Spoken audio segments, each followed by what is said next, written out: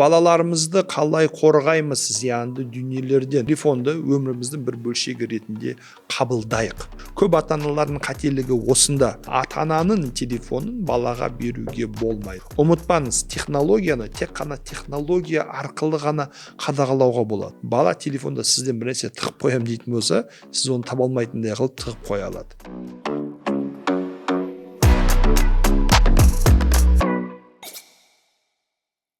Достар, сәлем, Ержан Мырзабаев YouTube арнасына қош келдіңіздер. Баршаңызды көріп отырғаныма өте қуаныштымын. Видеоның басында лайк басып, тіркеліп қойды ұмытпаңыздар, және бұл видеолардың шыққан уақытында көре алу үшін колокольчикті басып қойсаңыз, дереу сол сәтте көре аласыз. Ал мен сізге бүгін мынандай сұрақ қойғым келіп отыр. Жалпы балаңыздың телефонын қадағалайсыз ба?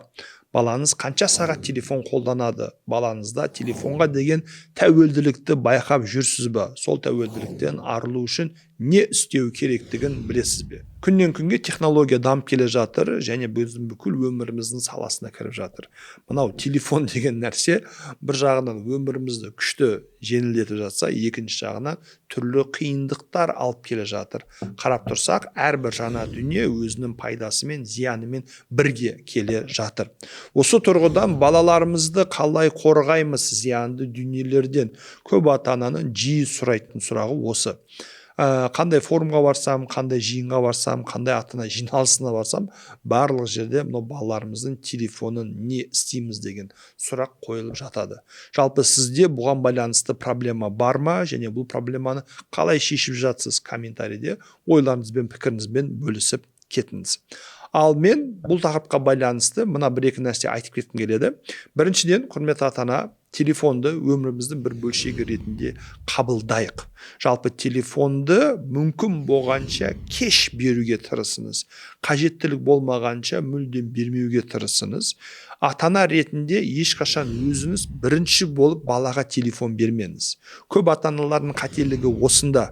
Өздері балаға телефонды береді. Тойдамыз, қонақтамыз, үйдеміз, магазиндеміз, автобустамыз, терістеміз, балам ал қарап отыр, ал көріп отыр, ал тыңдап отыр, әйтеуір мені мазалама. Бірінші болып сіз бермеңіз. Ар жақтан көріп, мен жақтан көріп, анада бар, мынада бар, маған да керек, далаға шығып жатыр. Өзі сұрай бастаған кезде ғана телефонды қажеттілік ретінде беріңіз. Екіншісі, баланың өзінің жеке телефоны болу керек. Яғни ата-ананың телефонын балаға беруге болмайды. Бұл өте қауіпті. Балада баланың телефоны болу керек. Өйткені балаға телефон алып берген кезде оны баланың телефоны деп баптайтын болсаңыз, настройт ететін болсаңыз, онда технологияның өзі автоматты түрде сіздің балаңызды қорғауға алады. Сіздің балаңыздың телефонына кіріп жатқан контентті шектейді. Сіздің балаңыздың жүктеп алуға болатын приложенияларын реттейтін болады. Ұмытпаңыз, технологияны тек қана технология арқылы ғана қадағалауға болады. Әйтпесе таңертең бердім, кешке алып қойдым, 2 күн бермей жүрдім, 3-ші күні бердім, қайта-қайта перепискаларын қарадым, қайта-қайта алдым, тексердім. Бала телефонда сізден бір нәрсе тығып қоямын дейтін болса, сіз оны таба алмайтындай қылып тығып қоя алады. Сол үшін еш олай өзіңізді қинамаңыз. Арнайы телефон алып бересіз, оны бала телефоны ретінде баптайсыз, және ата-ана бақылау бағдарламасын орнатасыз. Қазіргі таңда мейлі iPhone болсын, мейлі Samsung, Android, любой телефондарда осындай мүмкіндік бар. Егер өзіңіз оны істей алмайтын болсаңыз, сол саладағы IT мамандарға барып, керек болса 5-10 мың теңгесін беріп, баламның телефонын әдемілеп тұрып, настройт етіп берші деп сұраңыз. Сол кезде сіз өзіңіздің телефоныңызбен баланың телефонын жұптастырады. Мынау ата-ана, мынау бала. Және сол арқылы сіз өзіңіздің телефоныңызда отырып, балаңыздың телефонын қадағалай аласыз. Қандай да бір жаңа бағдарлама, программасы қажет ететін болса, тұрың, сізге уведомление келеді, рұқсат берем, бермеймін. Ашып қарайсыз, нормальный бағдарлама болатын болса, рұқсат бересіз. Ненормальный бағдарлама болатын болса, рұқсат бермейсіз, бала ештеңе істей алмайды. Сонымен қатар бір жақсы жағы, оны арнайы қолдану уақыттарын шектеуге болады. Қай бағдарламаны қанша сағат қолданылады күніне, және жалпы, мысалы кешкі сағат 8-9-10-да ұйықтайтын болса, сол уақыттан бастап таңғы 7-ге дейін, 6-ға дейін өшірілу болсын десеңіз, бала телефонды қоса алмайды, қап-қара экран, телефон өшіп жатады. Түнде тұрып, баланың телефонда отыр ма жоқ па деп қарамаңыздар. Жақында бір кісі таразда форумда сұрайды, телефон баланың жеке кеңістігі ме, телефонды бала жеке заты ма?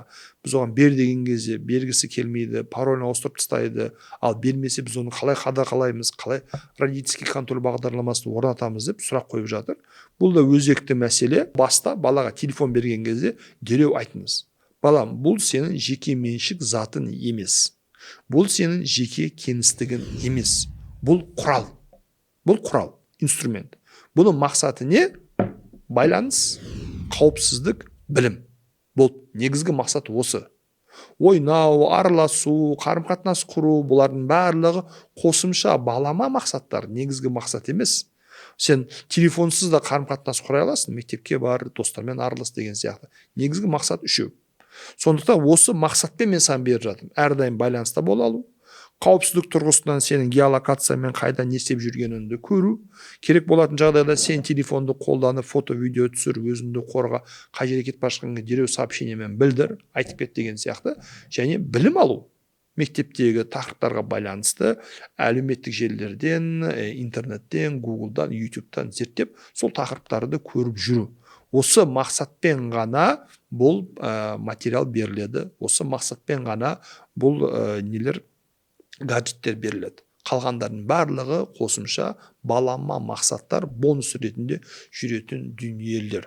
Осылай балаңызбен түс келісім шығарып келесіз да, бұның жеке кеңістігі ретінде қарауына мүмкіндік бермейсіз. Балаңыздың барынша телефоны заман талабына сай болсын, өзінің қатарынан, ортасынан кем болмайтындай болсын.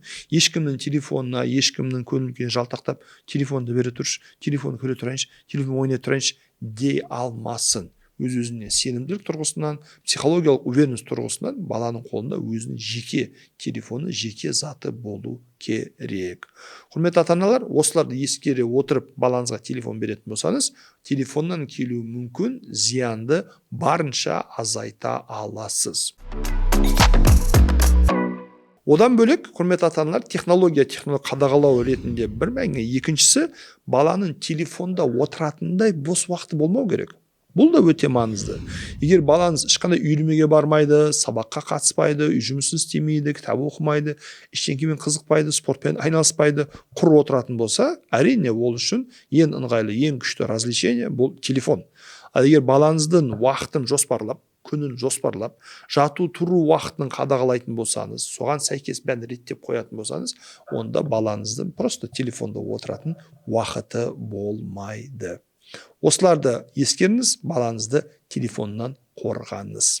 Жалпы бұл туралы не ойлайсыз? Ойларыңызды, пікірлеріңізді комментарийде жазып кетіңіз. Осыған байланысты қосымша сұрақтарыңыз болса, міндетті түрде жазыңыз. Алдағы видеоларда біз оларды талқылап, қарастырып, жинақтап бәріне жауап береміз. Сәттілік, аман болыңыздар. Келесі видеода көріскенше.